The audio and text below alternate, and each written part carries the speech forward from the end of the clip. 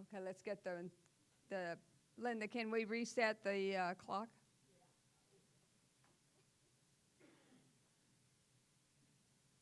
Okay, Ms. Manker? Okay, the common areas, it is my understanding that the common areas are controlled by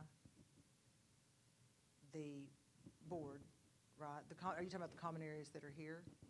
So be a little bit more specific. What are because we can all use the common areas. So expand just a tiny little bit. Help me. Yes, so there are some common areas that are not, they are accessible, but they haven't been used. A lot of people don't realize that they're even a common area. If they look at a map, they can figure that out. So there has been talk about doing something with those, and I want to know what people are thinking about doing with those. Oh, well, on that, I mean, I haven't heard anything. Are you referring to the common areas for the Hoe property, or are you talking about common areas that we're using? Because I honestly, I don't have an answer for that. I don't know what you mean by the whole property versus what we're using. Oh, right. When Eric Hoe purchased the condos and all that. I don't know. Okay, the area that Mr. Ho purchased is not a part of Holly Lake Ranch right now. That is referred to really as the resort area. Right. So the common area property would be the common area that we've been in discussion with over the past year and currently trying to obtain and close on. Right. Okay. I don't know anything about any plans. I mean, I would love to get your email address and do a little bit more research on that and get back to you. I mean, I would love to find out an answer if there are plans for that. I'm not aware of anything. Okay, thank you. You want to reset? And next, Bill. Okay. So I'm very familiar with the common areas as a result of the work on the Silverleaf project, but there, as far as what we're going to do with those, right? I mean, owning them is a really good thing. But we picked up some land, for instance, over on the other side of Greenbrier. There's a park that we could make a park out of, as an example, that was Silverleaf. We couldn't really do anything with it. Maybe that's a place where we create a park, as an example. It's not common property in that sense, but in some sense, but some of the airport property we could do something with. So we also picked up some lots, obviously. But I think it's for the membership. It's part of this strategic plan. What do we want to do, right? Do we want a kayak launch over there? Do we want to put a park in over to there? What do we want to do with the common property that we now control? Prior to that, all we got to do was pay insurance and taxes on it, right? And so now we'll be able to do something with it. So I would solicit input from the membership to say, what do you guys want to do with it? What are the top 5 things you'd like to do with the property? And do we want new amenities? I mean, if they're new amenities and they cost more than a certain amount, we have to pay for them. We might even have to vote, right, on those kind of things. But I think it's up to the membership as to what we do with the common property if it is different than what we're doing today. Okay. We're going to reset that. And Ileana. I agree with Bill. It depends on what the members want, what the members want to vote on because of the cost. Now, we have to also keep in mind that we already have amenities that we need to maintain and keep maintained, so we don't want to get in over our heads to have too much as well. But there are a lot of things that we would like. Now that the east side pool is not available, could we have a pool on the east side? Could we have a park on the east side? So, there's so many different things that can happen with these properties, but we also need to know what the members would want and what the cost of something like that would be. And then are the members okay with paying for it and allocating the budget for it? So I think that once the property's closed and we know what properties are available to be able to build on or to do things with, then we could go from there. And even send feedback into some things that you would like to see happen so that it could be something that could be looked into. Okay. I'm going to reset. Okay, here we go. Hi, George Hansen, Section 4. This might be a lame question, but consider the source. So I'd like to ask each of you, and it's kind of like 4 different entities here, okay? So what new amenity or enhancement or a change to an existing amenity, or what new rules policy or a change to an existing rules policy that you would like to see enacted during your tenure? Thank you, and I think we started with Ileana last time, so we started with you, so now we're to Bill. Going to give you guys a little more think time here. So I'll kind of start with the second one. I'm not sure on new amenities other than, well, I'll come back to that one. As far as the rules go, I mean, one of the, I talked about maintaining the look and feel of this place.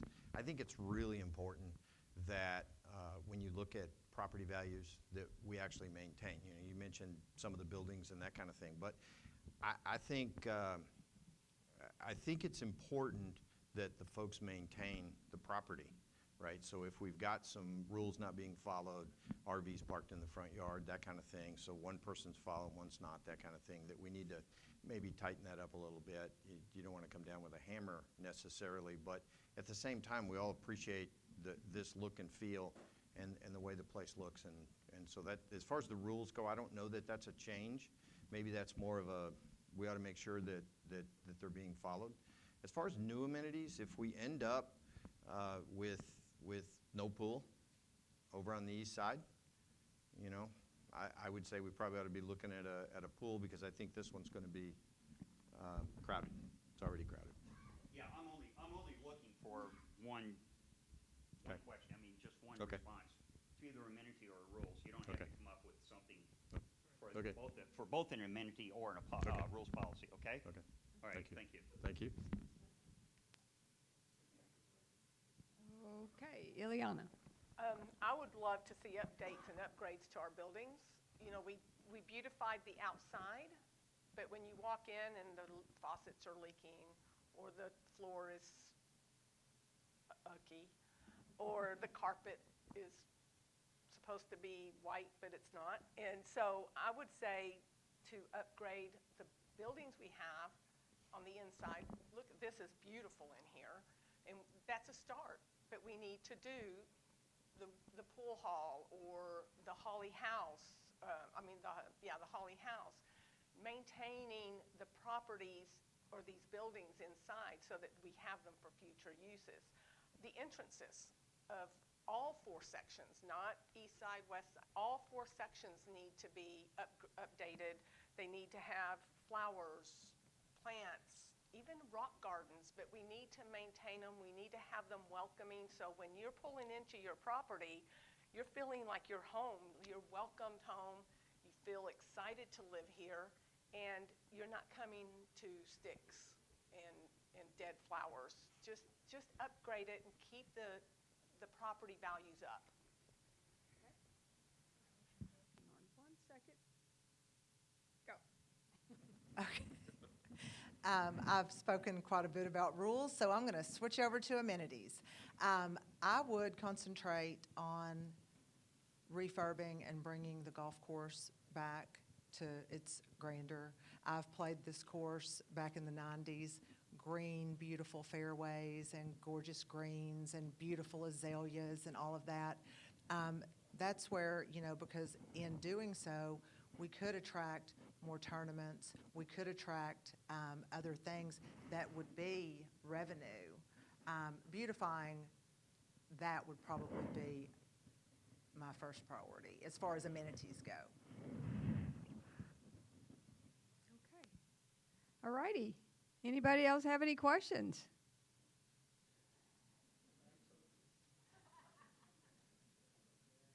Ms. Bowman?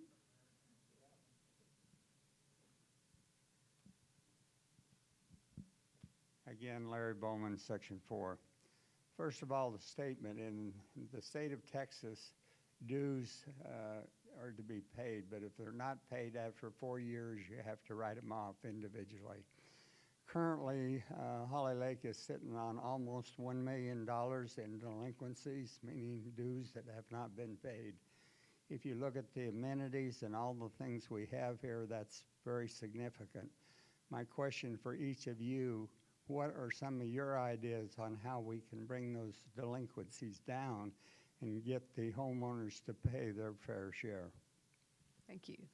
And we start with Ileana this time, I believe. Well, I've had that conversation with several homeowners, and they've had some great ideas.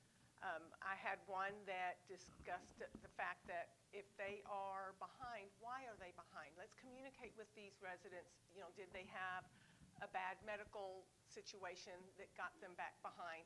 Then they get so behind that they're so overwhelmed that they just give up. What if we had them start paying, and if they pay every month, let's say for a year, we can knock off something that's old. Continue, because I would rather get something and have them start paying than sit there and have them to continue not paying. So if they pay for a year, maybe we knock off 6 months of their last year of what they owed, and continue that so that we have that revenue coming in and coming in and coming in again versus no payment at all for years to come. Okay, we're going to reset the counter, and then we move to Ms. Manker. There we go. I do agree with Ileana that communication is key.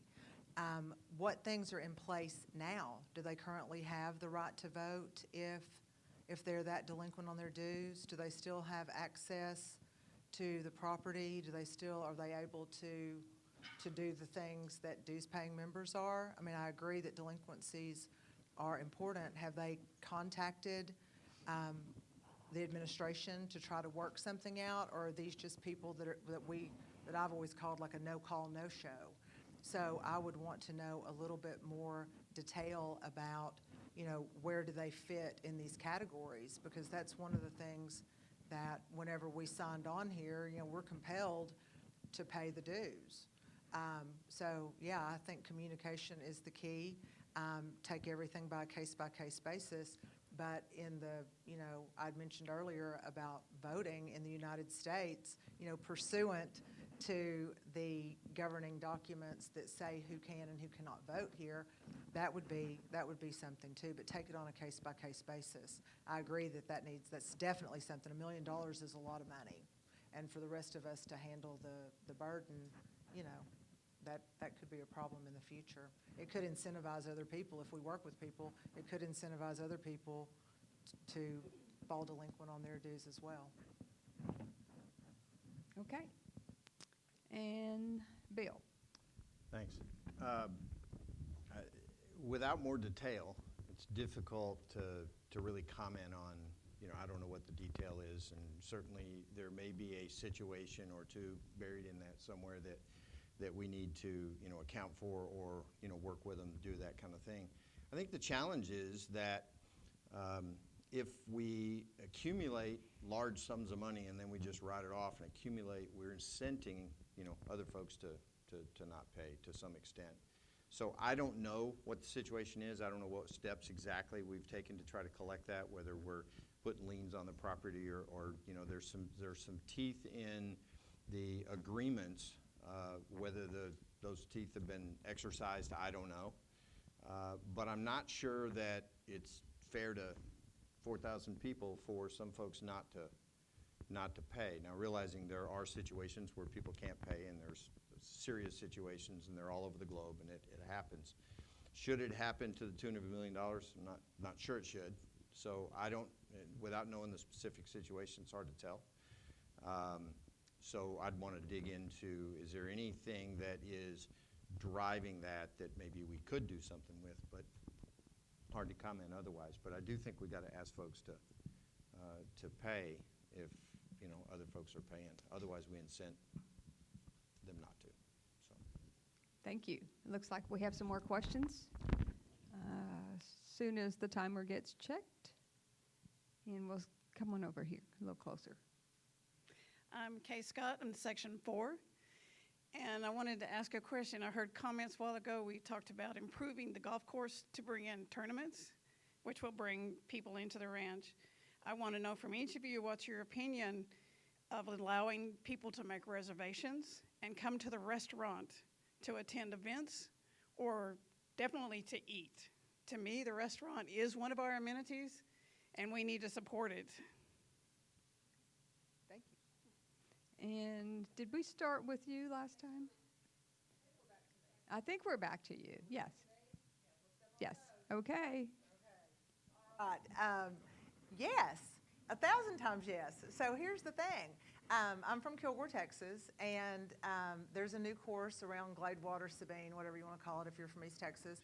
And you can make reservations and go there. I think that would be wonderful. People are on property all the time as far as builders, trucks, this and that, and we don't, so I've heard both sides of the argument, but I think that would be wonderful for people to be able to come in. I was very shocked at reading during COVID that we were subsidizing a restaurant, and I was a little shocked on that. So I think that any extra business, and I love what Whiskey's is doing now and all of the activities that are there that are involving so many people. So I would definitely be behind something like that. Yes, yes, yes. Okay, next is Mr. Pease. Okay, so a little different slant on this. I think, you guys know that when we ask, or when we have somebody come in to our property, and we've talked about this a little bit, right? Come into the property, we take responsibility for that guest that comes in. And so, that guest could get a speeding ticket, they could have a wreck, they could fall in the lake. A lot of things could happen, right? We agree for our guests the rules and regs, and we tell them they're going to have to follow those. So that's what we do with our guests. I think it's a challenge if outsiders can call the restaurant and go in there. Who then is responsible for them? Is it the restaurant? Is it somebody else? Is it us? Is it, a collective? What is it, right? We've got to worry about waivers. We've got to worry about responsibilities for payment should something happen, legal issues, et cetera. Would it be great? Yeah. And nobody wants the restaurant to succeed more than me. I love going over there, right, as often as I can. But I think we've just got to make sure that we don't create a situation where the ranch is liable for something if it happens. To the extent that we can, we want to try to mitigate that risk. And so is there a way to pull that off? I don't know. Something to explore, right? Something to talk about. It'd certainly be easier if they were up, on 2869, that kind of thing, as opposed to, back here in the ranch. So I think it's a challenge. As far as subsidy, I don't know how much time I've got left. But, okay. So, the subsidy, I guess what I would say is we're moving in the right direction. The ranch needs to decide that is an amenity. We subsidize the lakes. We subsidize maintenance on all of the amenities, because that's just what we do, right? So everybody can enjoy those. And I look at that as an amenity. So we need to subsidize that too. If that's what it is to make it work, then I'm okay with that. Is it to the extent of losing $250,000 a year like we were? No. That's time. Okay. Thank you, Bill. And Ileana. I love Whiskey's. I don't want strangers just coming in whenever they want. Security, when we bought here, was because of the security, because we knew that no one was just going to be walking onto our property unannounced. I had a friend show up and call me and went, "Hey, I can't get in." You're right. And so I don't think I would like the fact that just anybody could show up and just drive the property. And like Bill said, if someone was to get hurt, or if someone was to have an accident or come onto someone else's property, the security is there for a reason. And if you have guests that want to come and enjoy the Whiskey's or the golfing or anything else, then that's perfectly fine. But to just have it open to the public, I would say no. Sorry. Okay. Diana.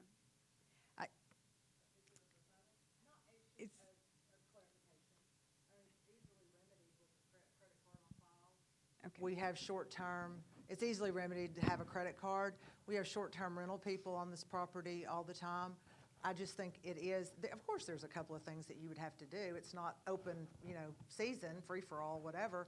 But if somebody calls and wants to make a reservation at a restaurant, yeah, get a credit card on file. Maybe there's a form that they would sign, saying that we're not liable for anything that happens. But we have short-term rental people on this property all the time.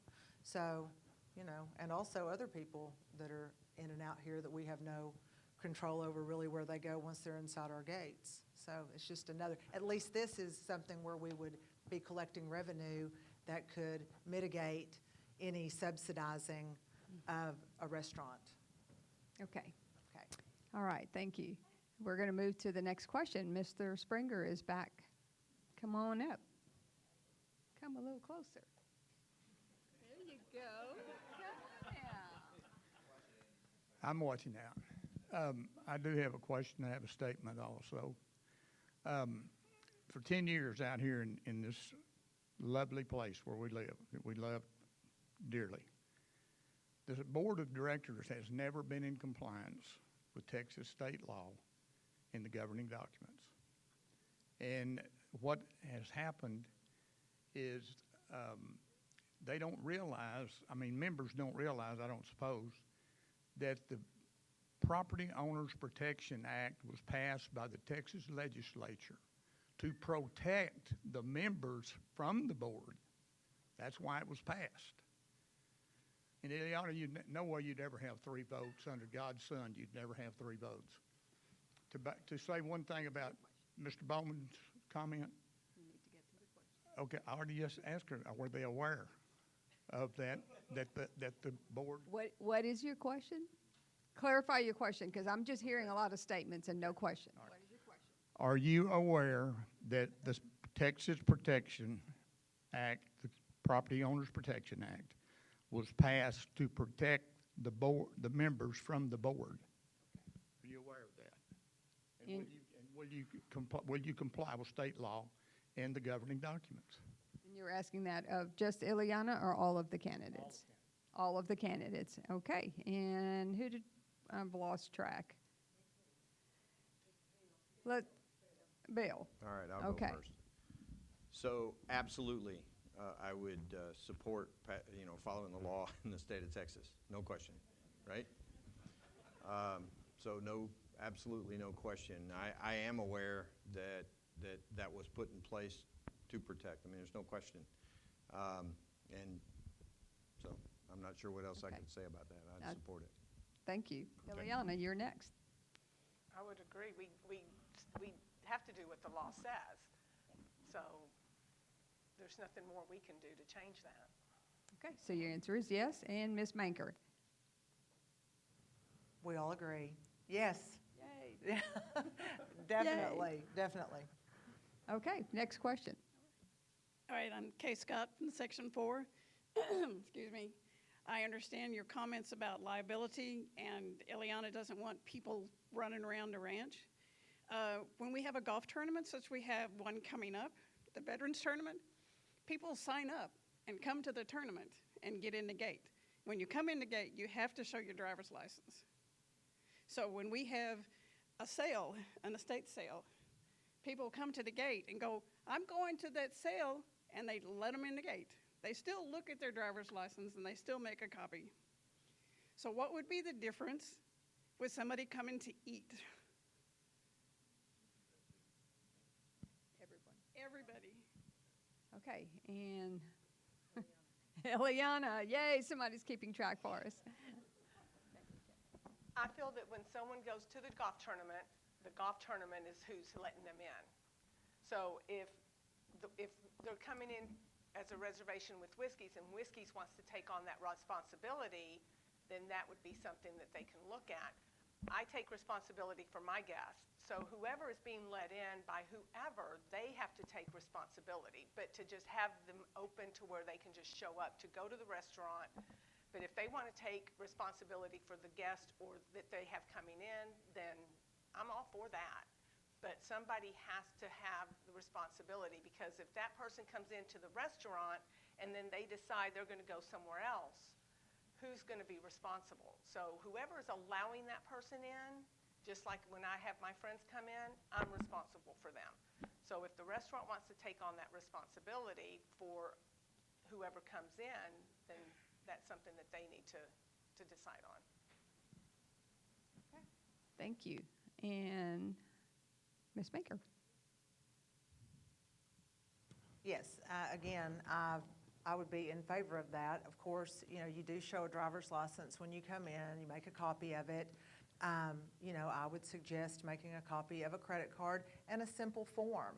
You know, not saying that, again, not saying that it would be a free-for-all, but as Ms. Scott did point out, you know, when we have yard sales and estate sales and things like that, you know, if we do that, you know, yes, the owner is ultimately responsible for that, and I'm not aware, I mean, and I don't know, because I don't know where it is logged in, but I'm not aware of any problems that have arisen from that. So yeah, there's a couple of little logistics, but you know, to exclude the restaurant from getting revenue, which would in turn help us not to have to subsidize Whiskey's. I love it. I love having a functionally operational restaurant on property, and I certainly don't want anything to happen to that.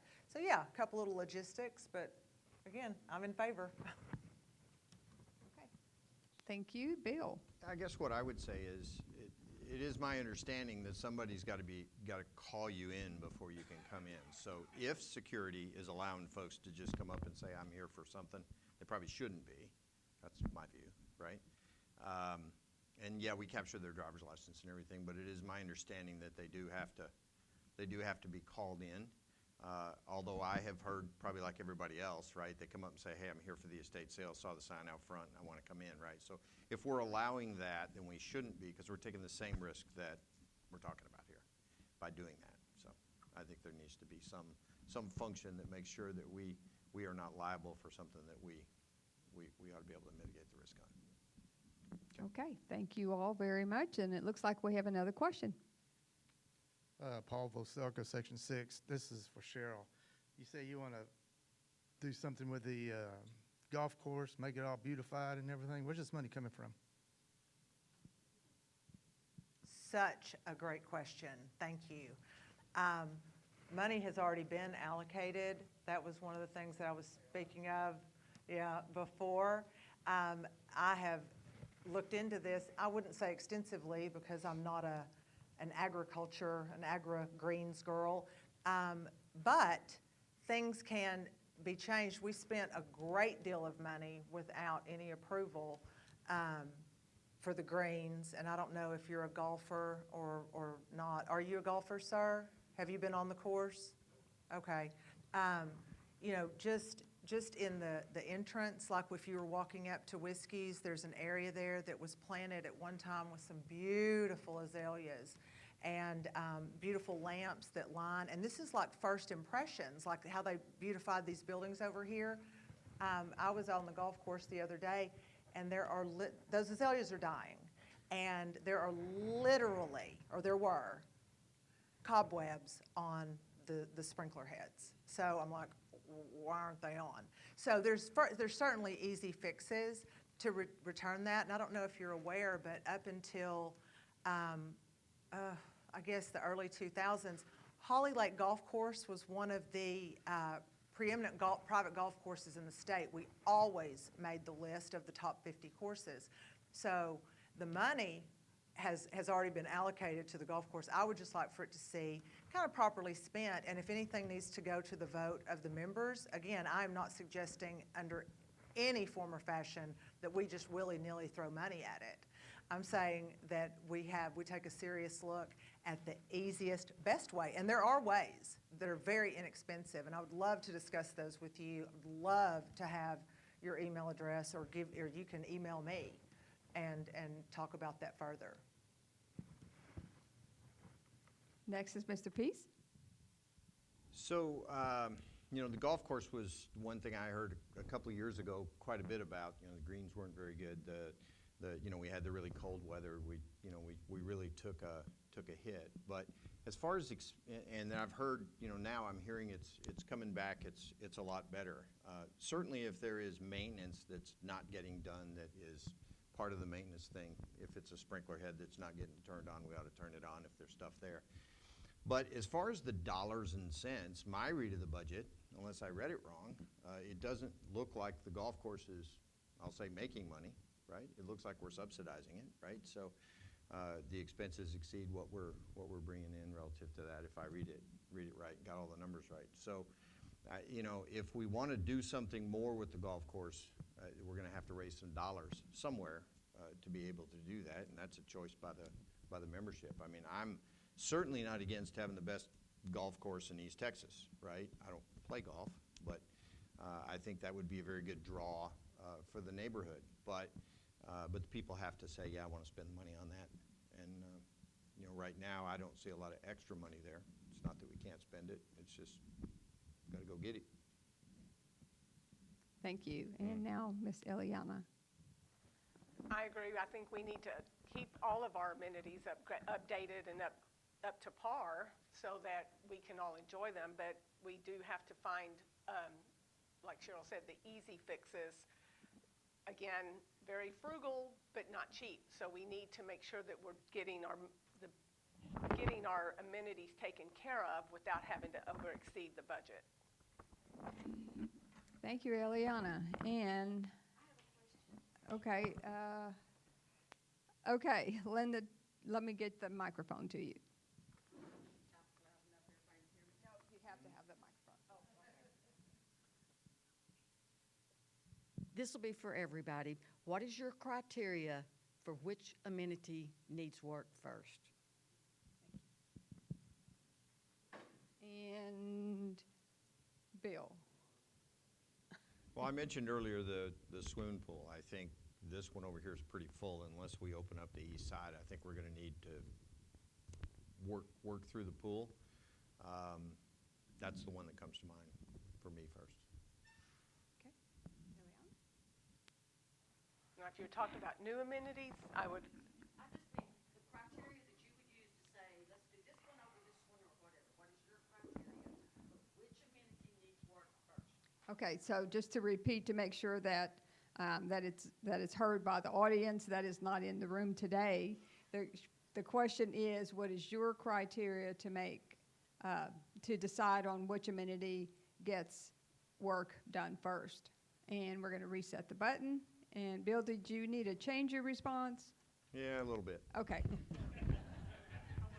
So, I mean, I still think the pool's very, very important. But in terms of criteria, you know, it looks to me when I look across here, there's amenities that are being used a lot, and those that are being used a little. And so I'd certainly be, you know, looking for whether we do a survey or a town hall or something to kind of talk about what the interest areas are. But as far as criteria, you know, they needs to be those that are used. I mean, there's a lot of folks playing frisbee golf now, so you know we just got some starter stuff on that. Pickleball is a huge use. I think that you know, so I think if the members are using it, it needs to rise up on the list. And I also think that we need to look for ways to move to what the new stuff is, so that we get that draw. But at the end of the day, I think it's about use. I feel that we need to look at what's in the worst condition and start there and move on to what's not as bad. But we also need to make sure that we upkeep what is there so that it doesn't get into a state that it's so bad that it has to be replaced versus that something that could be repaired. We want to make sure that we maintain our property so that we don't have to spend extra money to have to replace. So key is keeping it up and keeping it maintained so that our dollar will go further and not have to replace things, but just maintain them.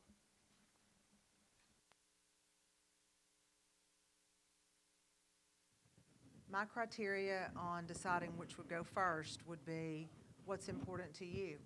So put that out to a vote and see what you think. Because, you know, ultimately, this is something that all of us, we're going to all enjoy the amenities, or some of us don't use them at all. So whatever is important to you, and then put that to a vote, assuming that we're going to take care of all of them. So vote on it.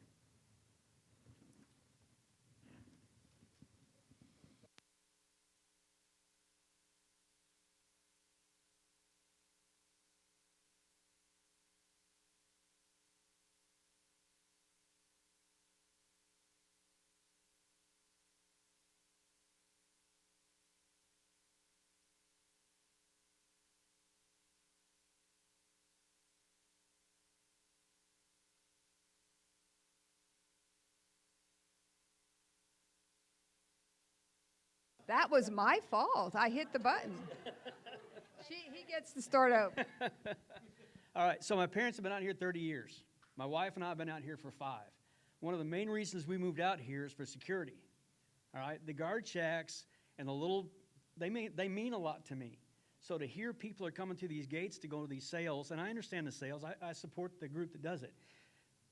But to have free access to come through any of those gates scares the hell out of me. I love my sister, but I don't want her at my door, okay? And all she has to know is she gets to come through the gate scot-free to go to Whiskey's. I got company for the weekend. I don't want that. I'm asking you, please tighten up security around here. I don't want anybody coming through the gate without permission first. That's why we moved here with security. That's what we pay for. Okay.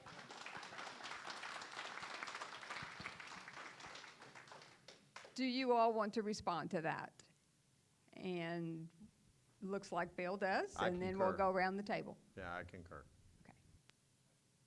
I Liana? totally agree, and that's why I'm saying if you're going to come in, somebody has to be sponsoring you, if you will.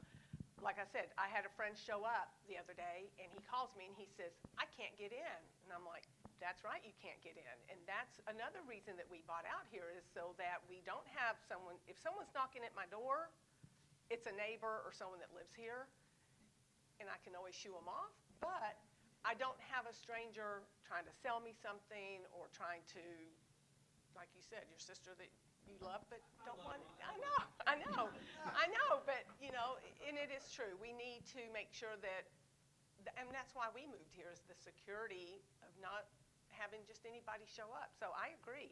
As long as someone is sponsoring that person in and they're going to be responsible for them, I'm good with that. But yes, it doesn't need to be free for all. Okay, Ms. Manker. Yes, and again, I don't want it to be a free-for-all either. Security is important. I think that it would take a little bit of more work with the security department and those manning the gates. Again, to have somebody, come to the restaurant, to have, a liability, and to specify in there, I don't know if y'all remember this, but, I live over here on this side. I can't remember if it was COVID time or before COVID or whatever, but there was a maintenance type truck, like a gardening truck or whatever, barreling through here, and it was right out here where they slammed into a tree and there were skid marks. Does anybody remember that? Okay, so I don't know what the outcome of that was. I don't know if that was ultimately put on the property owner to pay for the damage and all of that. But things like that need to be in place. I flash my lights, and I'm a honker, okay? And so when I see people barreling through here, just like I did yesterday, pulling a trailer, and they were a roofing company or something like that, I honk at them because they were clearly exceeding the 25-mile-per-hour speed limit, barreling down a hill. So yes, it seems like sometimes, it's like, where's security right now? You know what I mean? So yeah, it might take a little bit of more time on the security side and the guard check side. I'm not saying it would be easy, but yeah, security, I agree 100% is very important. We need to have, we need to monitor who's here. Okay, thank you all for Ms. Gassaway. Thank you. Sorry. No, you're fine. Linda Gassaway, Section 2. And my question's for Cheryl. You admitted and actually put in writing that you have 10 friends that you know here, and that, you're not on any committees, and you're not on any groups, and you suddenly want to run for the board. So that is quite a leap. That's quite a pole vault.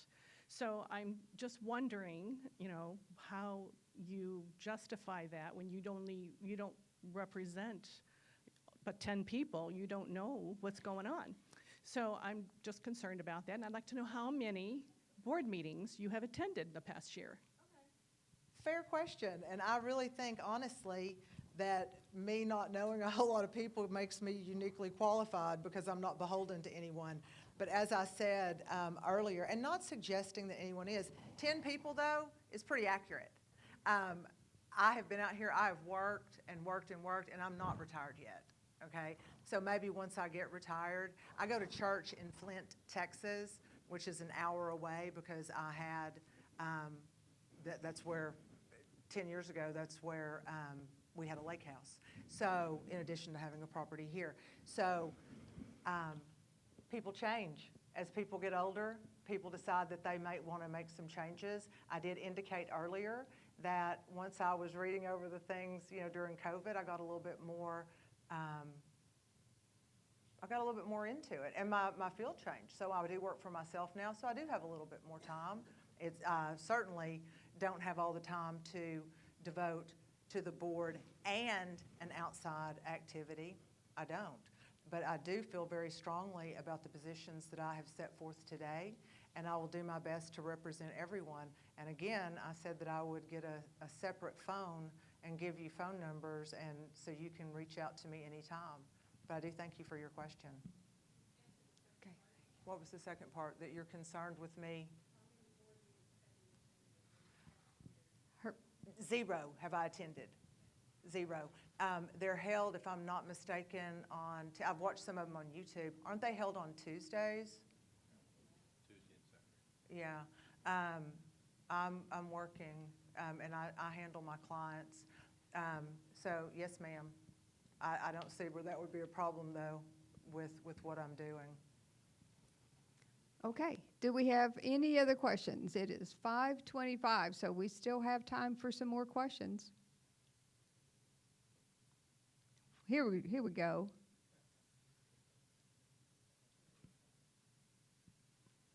I like your shirt. Oh, thanks. Randy Brock, Section 2. My question is to Ileana's comment earlier about accessibility and availability. Several questions. First, are you a full-time resident? Cheryl says she's working. This is a big time commitment to be on the board, number one. Secondly, are you prepared or would you show any interest in going back to monthly meetings, open meetings, as we had before, versus the quarterly format that the current board endorsed? Thank you. Ileana, I believe he started with you. Yes.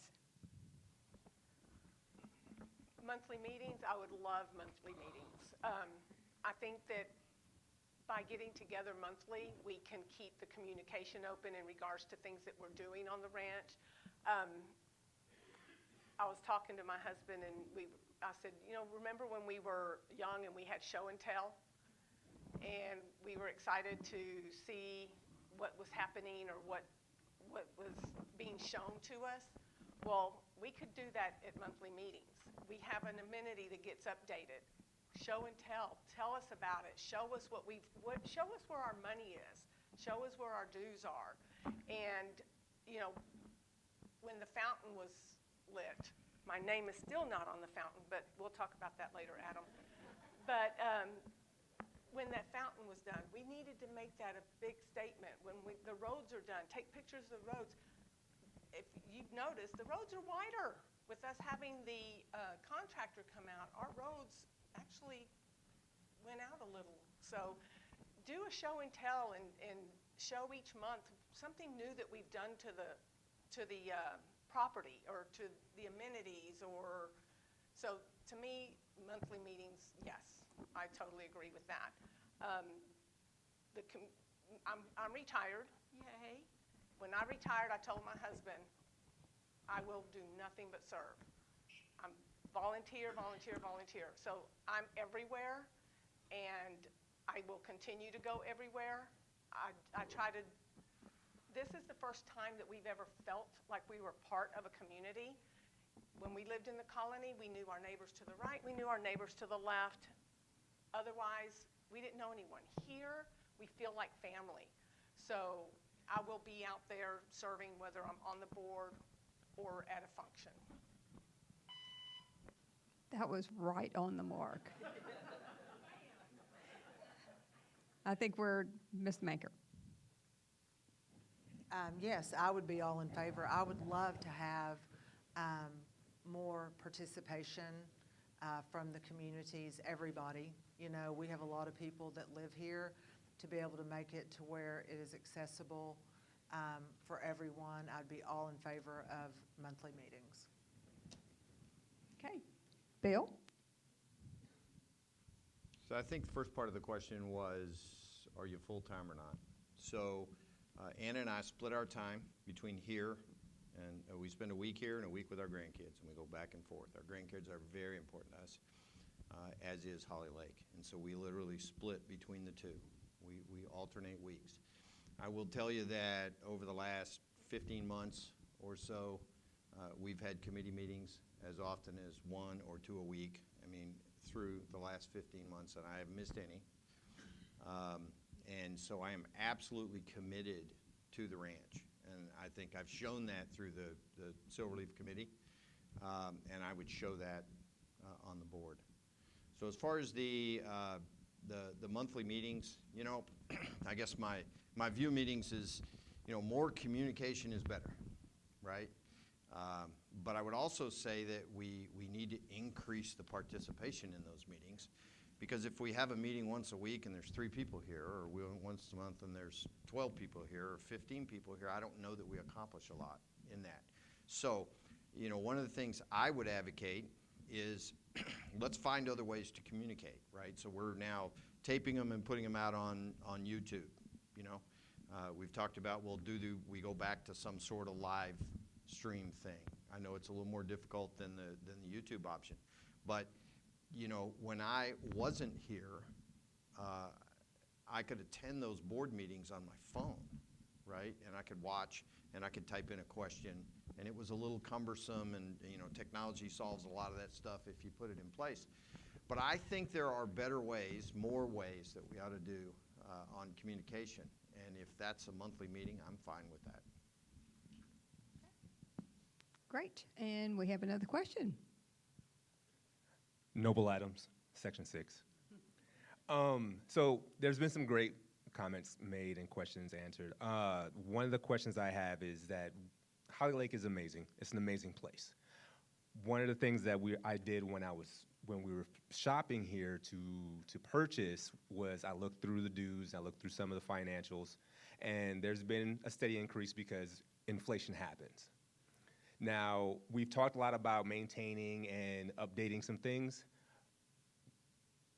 What are some ideas that each of you have to help subsidize the funding for these amenities and updates rather than just raising dues? And Bill, is Cheryl? Let's go with Cheryl. Yes, great question, Noble. That definitely, that's what I was talking about. You know, we do have such a beautiful place here, so many opportunities to where we don't have to continue to subsidize things. If we could build up, you know, we do have golf tournaments out here, maybe get some more golf tournaments that would help bring down the money that we have to allocate, right?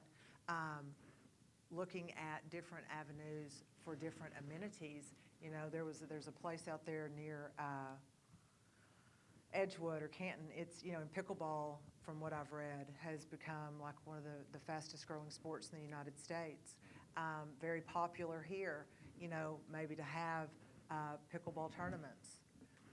And that would show off, you know, that would show off the ranch. That would bring in some you know, what's the word I'm looking for? Publicity.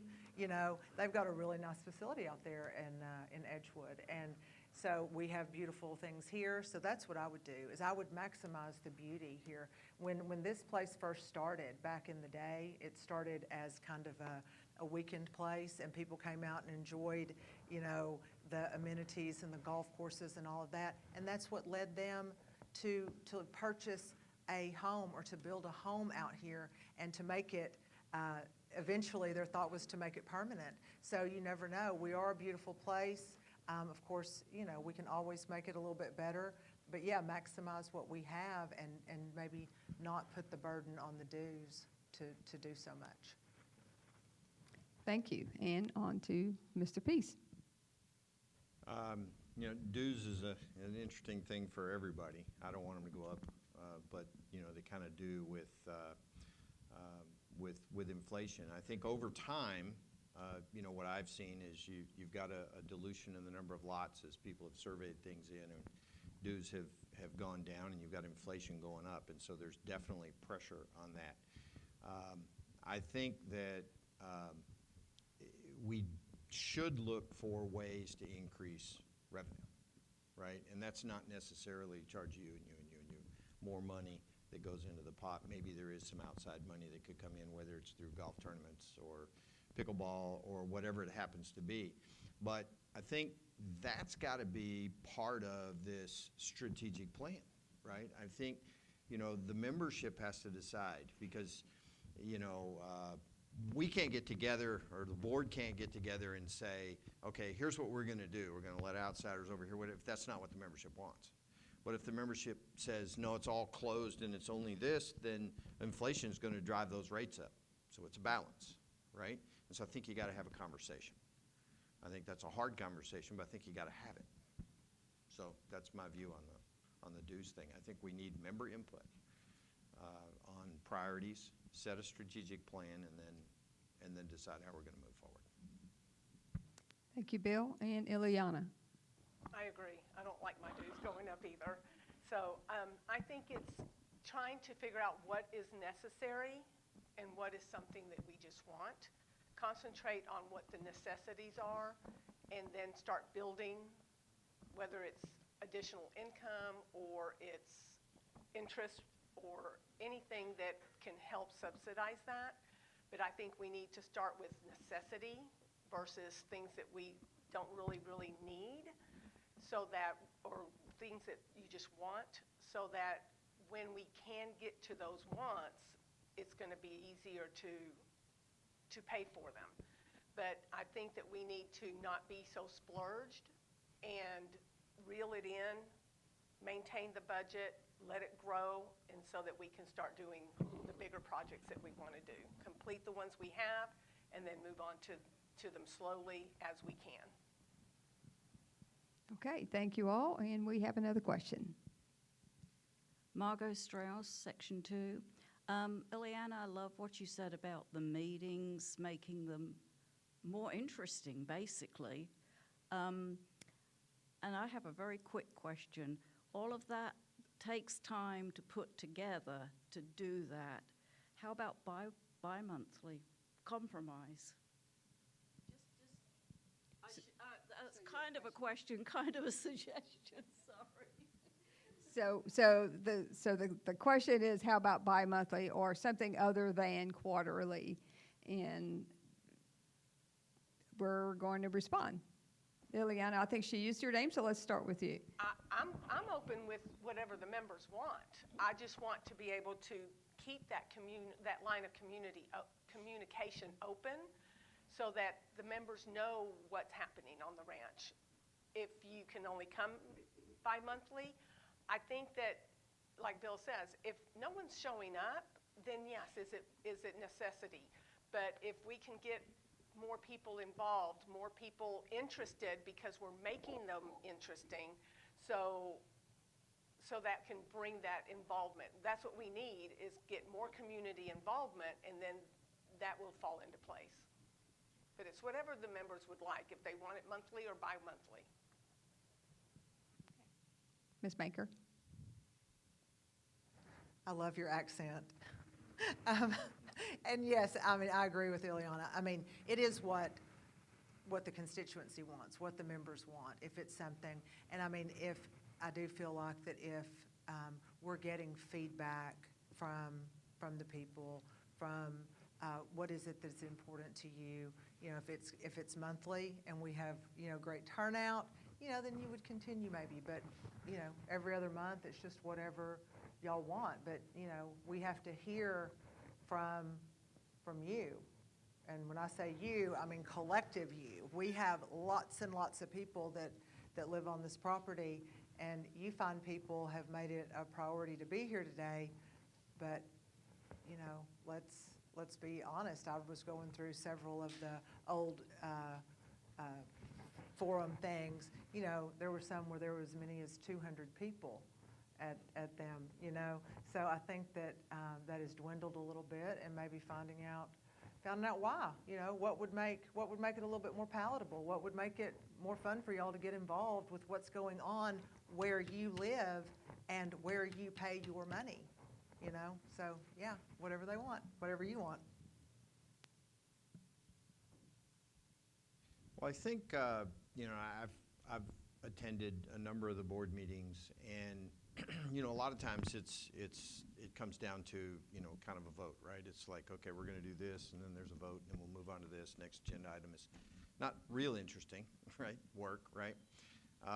What I think would help, I think with, you hear the word transparency a lot and things like that, and I think transparency, at least for me, means communication, right? Because I think you feel it's more transparent if there's more communication about how that decision was arrived at or whatever. So I think sometimes talking about the options before the vote makes a lot of sense, right? And maybe that's more interesting. I think, the numbers will dwindle if it's not real interesting. And the other thing is, I think back when we were doing a monthly and we moved off of that, I think some of those agendas just didn't have much in them. I mean, there just wasn't much to talk about because in the last 30 days, not a lot's happened. Voted on once, the one thing or whatever it was. So I think, maybe there's not rigor of once a month. Maybe it's a little fluid. Maybe it is every other month. I don't know. But it's, whatever the folks want. But I think if you can participate remotely, even if you're not here, I think there's some help in that or some goodness in that because I think some people would be on their phone and watch the meeting that wouldn't have participated otherwise. So anyway, that's it. Okay. Well, folks, it's 5:40, so we're getting really close to that end time. We could probably squeeze in one more question, but if not, we're going to let the candidates give us their closing statements. They'll have 3 minutes each, and then we'll adjourn the meeting right after that. I don't see anybody coming forward, so let's see. We started with Cheryl the first time. Let's, I guess, start with Bill on the closing statements. All right. Well, let me just start with, I appreciate you guys coming to have a conversation a bit. I'll be doing some meet and greets and some talking with folks over the next couple of weeks as we kind of move through this. For me, it's very helpful to actually have a conversation on something. The questions are good and all that, but I think the conversations are a bit more enlightening for me to understand where you're coming from. Hopefully, there's not a lot of question about whether I'm committed to the ranch or not, and the commitment that I've shown over the last year, and what I would do going forward. Anybody that saw any of the town halls, I tend to, say what I'm thinking, and Anna would tell you that's not always good, but I generally do. But I think it is absolutely critical that the board is having very open and honest conversations with the people, and that you feel transparency. And I don't think we've fallen off the deep end, but I do hear that every now and then. So that would be a focus. So my focus areas keep the same look and feel. We've talked about that. I do think the strategic plan is important. This is a really good, and you mentioned it a couple of times, this is a really good community. I mean, if you stick your hand up and say, hey, I need some help, there's probably 15 cars in the parking lot, and they're going to come help you, right? And we need to maintain that, right? And so it's look and feel in that community and then moving forward and modernizing the place, right? And you've got my commitment to use your dollars like I would use them myself, right? So I'll just leave you with this. You each have a view of what you think the challenges are on the ranch going forward in the next 3 to 5 years. And so I would just encourage you to vote for who you think could help with that process going forward as you see the ranch. Everybody sees the ranch a little different, right? And so I would just encourage you to vote that way. So having said that, I will be doing some, meet and greets going forward. We're going to do a couple over down at Mud Hen for sure, and then probably an outdoor thing or two. So you'll see it out on Facebook. So thank you. I appreciate your time.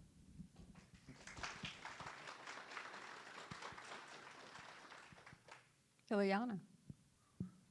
Well, again, first and foremost, I'd like to thank you for coming out to talk to us or to ask your questions. And thank you for the opportunity to run for the board and to represent you as Holly Lake Ranch. I hope that today you got a clearer picture of the candidates that are before you, but is also for where my heart is with Holly Lake Ranch. Your concerns, I'd love to sit and chat with you if you have additional questions. I am going to be having some meet and greets as well. Mine are a little simple. They're going to be at the pavilions in each section. So I'll be doing a meet and greet on the west side pavilion, the east side Greenbrier deck, section 6 pavilion, and the section 3 pavilion. I printed some bios. On the back of my bio is the list of all my meet and greets. I also have them on Facebook.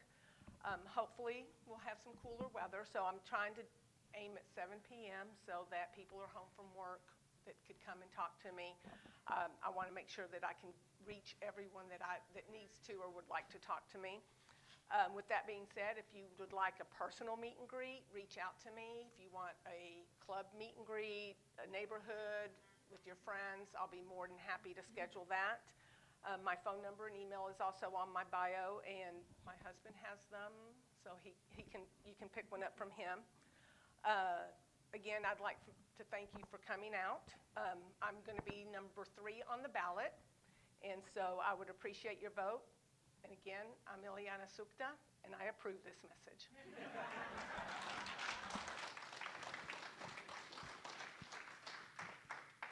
And Ms. Manker. To echo what they were saying, I do appreciate everyone. I think I said that in my opening statements for taking the time.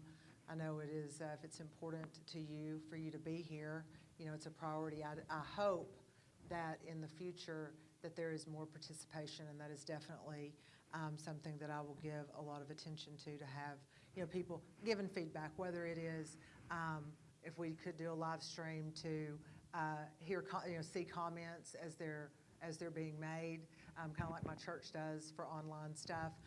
That would be great. People attending, you know, just really kind of being able to put my finger on the pulse of the people who live here. Like I said, y'all live here and you're paying your money to be here. You know, I want you to feel like you're getting your money out of it.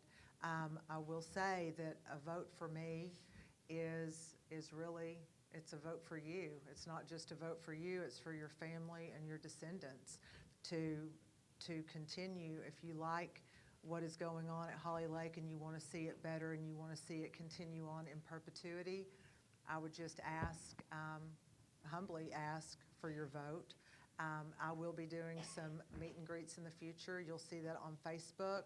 But also, I mean, I'll probably put some flyers out because I realize that not everybody is on the Facebook channels. I mean, is there anybody in here now that is not on Facebook? Okay, so there's quite a few. My husband's not on Facebook, so I get that's a challenge. So to be able to put out some flyers and stuff, so y'all stand by, they'll be at strategic places, and I hope to see and talk with you a little bit more in depth. But yeah, I thank y'all for coming out, and y'all have a good evening. I'll be here for a while if you have some more questions. All right, thanks. Okay. Well, just in closing, I just want to say thank you to our candidates, because it is real important, as I believe it was Mr. Noble who said, it is very important to have good people come out and run for office. We always need board members. Every year we have an election, so there is always a need as people decide they have other things that they have to do. So thank you very much for your interest, for your time, and for your time in the future, whoever wins. So thank you very much, and thank you to the audience for coming. Couldn't do it without you. We're adjourned.